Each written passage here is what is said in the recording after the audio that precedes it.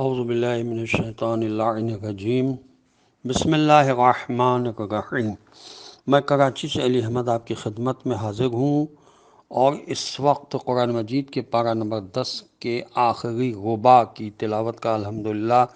میں شرف حاصل کر چکا ہوں۔ اب اس تلاوت کا جو میں نے کی ہے ترجمہ پیش کر رہا ہوں، اور یہ ترجمہ علامہ سید ذیشان حیدر جوادی صاحب کا کیا ہوا ترجمہ ہے۔ آپ سے گزارش ہے کہ آپ آیات کو سامنے رکھیں اور اس پر نظر دوڑاتے رہیں اور ترجمہ سنتے رہیں، تو آپ کی سمجھ میں آئے گا انشاءاللہ کہ کن آیات کا کیا ترجمہ ہے۔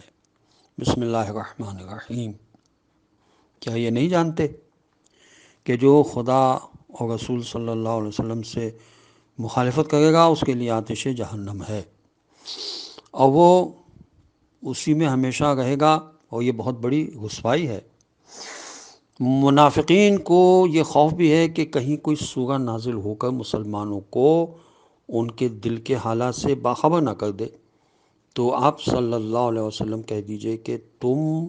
اور مذاق اڑاؤ۔ اللہ بہرحال اس چیز کو منظر عام پر لے آئے گا جس کا تمہیں خطرہ ہے، اور اگر آپ ان سے باز پرس کریں گے تو کہیں گے کہ ہم تو صرف بات چیت اور دل لگی کر رہے تھے۔ تو آپ صلی اللہ علیہ وسلم کہہ دیجئے کہ کیا اللہ اور اس کی آیات اور رسول صلی اللہ علیہ وسلم کے بارے میں مذاق اڑا رہے تھے؟ تو آپ معذرت نہ کرو، تم نے ایمان کے بعد کفر اختیار کر لیا ہے۔ ہم اگر تم میں کی ایک جماعت کو معاف بھی کر دیں تو دوسری جماعت پر ضرور عذاب کریں گے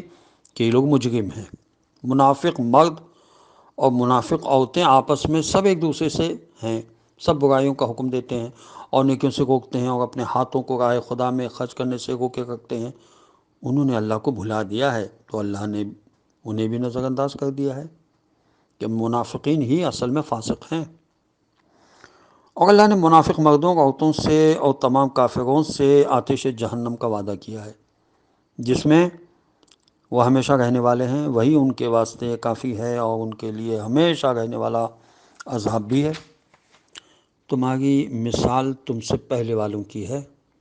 جو تم سے زیادہ طاقتور تھے اور تم سے زیادہ مالدار اور صاحب اولاد بھی تھے۔ انہوں نے اپنے حصے سے خوب فائدہ اٹھایا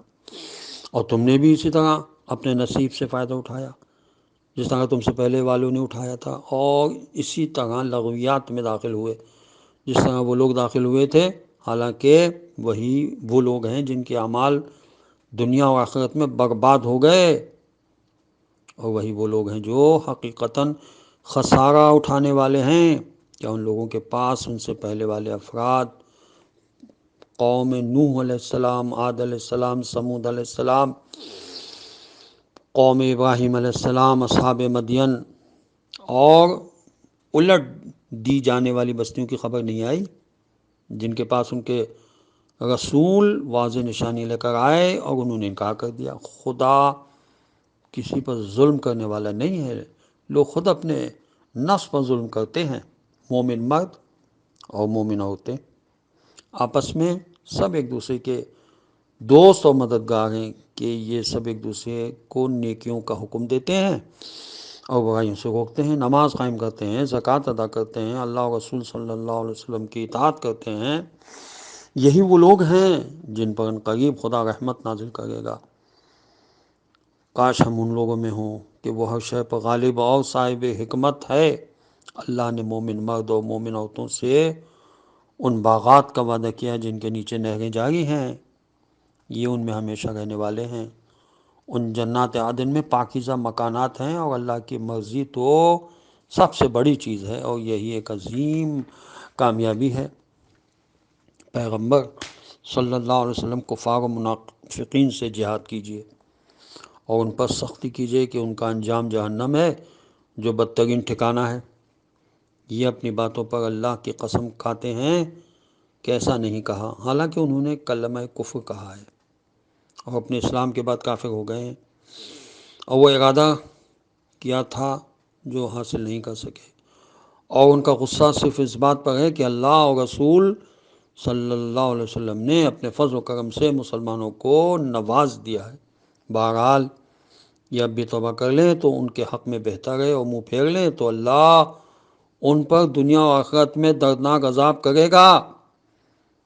اور روئے زمین پر کوئی ان کا سرپرست اور مددگار بھی نہیں ہوگا۔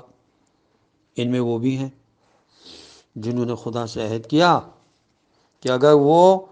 اپنے فضل و کرم سے عطا کر دے گا تو اس کی راہ میں صدقہ دیں گے اور نیک بندوں میں شامل ہو جائیں گے۔ اس کے بعد جب خدا نے اپنے فضل سے انہیں عطا کر دیا تو بخل سے کام لیا اور کناغا کا شوکا پلٹ گئے۔ تو ان کے بخل نے ان کے دلوں میں نفاق رائج کر دیا۔ اس دن تک کے لیے جب بھی خدا سے ملاقات کریں گے، اس لیے کہ انہوں نے خدا سے کیے ہوئے وعدے کی مخالفت کی ہے اور جھوٹ بولا ہے۔ کیا یہ نہیں جانتے کہ خدا ان کے راز دل اور ان کی سرگوشیوں کو بھی جانتا ہے، اور وہ سارے غیب کا جاننے والا ہے؟ جو لوگ صدقات میں فراخ دلی سے حصہ لینے والے مومنین اور ان غریبوں پر جن کے پاس ان کی محنت کے علاوہ کچھ نہیں ہے الزام لگاتے ہیں اور پھر ان کا مذاق اڑاتے ہیں، خدا بھی ان کا مذاق بنا دے گا اور اس کے پاس بڑا دردناک عذاب ہے۔ آپ ان کے لیے استغفار کریں یا نہ کریں، اگر 70 مرتبہ بھی استغفار کریں گے تو خدا انہیں بخشنے والا نہیں ہے، اس لیے کہ انہوں نے اللہ و رسول صلی اللہ علیہ وسلم کا انکار کیا ہے، اور خدا فاسق قوم کو ہدایت نہیں دیتا ہے۔ جو لوگ جنگ تبوک میں نہیں گئے وہ رسول اللہ صلی اللہ علیہ وسلم کے پیچھے بیٹھے رہ جانے پر خوش ہیں، اور انہیں اپنے جان و مال سے راہ خدا میں جہاد ناگوار معلوم ہوتا ہے، اور یہ کہتے ہیں کہ تم لوگ گرمی میں نہ نکلو۔ تو پیغمبر صلی اللہ علیہ وسلم آپ کہہ دیجئے کہ آتش جہنم سے زیادہ گرم ہے، اگر یہ لوگ کچھ سمجھنے والے ہیں۔ اب یہ لوگ ہنسیں کم اور روئیں زیادہ، کہ یہی ان کے کیے کی جزا ہے۔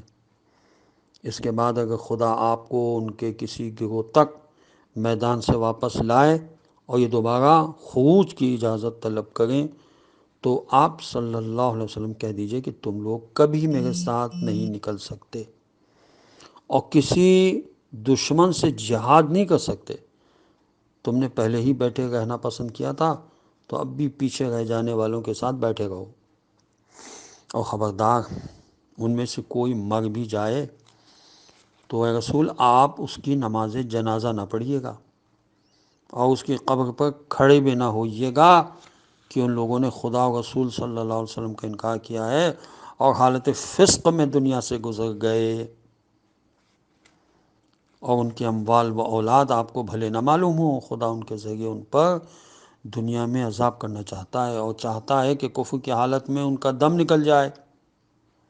اور جب کوئی سورہ نازل ہوتا ہے تو اللہ پر ایمان لے آؤ اور رسول صلی اللہ علیہ وآلہ وسلم کے ساتھ جہاد کرو، تو انہی کے صاحبان حیثیت آپ سے اجازت طلب کرنے لگتے ہیں، وہ کہتے ہیں کہ ہمیں انہی بیٹھنے والوں کے ساتھ چھوڑ دیجئے، اور بنتے بھی بڑے وفادار ہیں، پھر اس بات پر راضی ہیں کہ پیچھے رہ جانے والوں کے ساتھ رہ جائیں، محبت بھی بہت کرتے ہیں، ان کے دلوں پر مہر لگ گئی ہے، ابھی کچھ سمجھنے والے نہیں ہیں، لیکن رسول صلی اللہ علیہ وسلم اور ان کے ساتھ ایمان لانے والوں نے راہ خدا میں اپنی جان و مال سے جہاد کیا ہے، اور انہی کے لیے نیکیاں ہیں اور وہی فلاح یافتہ و کامیاب ہے۔ اللہ نے ان کے لیے وہ باغات مہیا کیے ہیں جن کے نیچے نہریں جاری ہیں، اور وہ انہی میں ہمیشہ رہنے والے ہیں، اور یہی بہت بڑی کامیابی ہے اگر ہمارا شمار بھی انہی میں ہو۔ اور آپ صلی اللہ علیہ وسلم کے پاس دیہاتی معذرت کرنے والے بھی آ گئے کہ انہیں بھی گھر بیٹھنے کی اجازت دے دی جائے، اور وہ بھی بیٹھ رہے جنہوں نے خدا و رسول صلی اللہ علیہ وآلہ وسلم سے غلط بیانی کی تھی، تو عنقریب ان میں کے کافروں پر بھی دردناک عذاب نازل ہوگا۔ جو لوگ کمزور ہیں یا بیمار ہیں یا ان کے پاس راہ خدا میں خرچ کرنے کے لیے کچھ نہیں ہے، ان کے بیٹھے رہنے میں کوئی حرج نہیں ہے، بشرطے کہ خدا و رسول صلی اللہ علیہ وسلم کے حق میں اخلاص رکھتے ہوں، کہ نیک کردار لوگوں پر کوئی الزام نہیں ہوتا، اور اللہ بہت بخشنے والا مہربان ہے۔ اور ان پر بھی کوئی الزام نہیں ہے جو آپ صلی اللہ علیہ وسلم کے پاس آئے کہ انہیں بھی سواری پر لے لیجئے، اور آپ صلی اللہ علیہ وسلم نے کہہ دیا کہ ہمارے پاس سواری کا انتظام نہیں ہے، اور وہ آپ صلی اللہ علیہ وسلم کے پاس اس عالم میں پلٹے کہ ان کی آنکھوں سے آنسو جاری تھے، اور انہیں اس بات کا رنج تھا کہ ان کے پاس رائے خدا میں خرچ کرنے کے لیے کچھ نہیں ہے۔ الزام ان لوگوں پر ہے جو غنی اور مالدار ہو کر بھی اجازت طلب کرتے ہیں اور چاہتے ہیں کہ پسماندہ لوگوں میں شامل ہو جائیں، اور خدا نے ان کے دلوں پر مہر لگا دی ہے اور کچھ جاننے والے نہیں ہیں۔ خداوند عالم سے دعا ہے کہ پروردگار ہمیں قرآن پڑھنے، سمجھنے اور اس پر عمل کرنے کی توفیق نصیب کرے۔ السلام علیکم ورحمۃ اللہ وبرکاتہ۔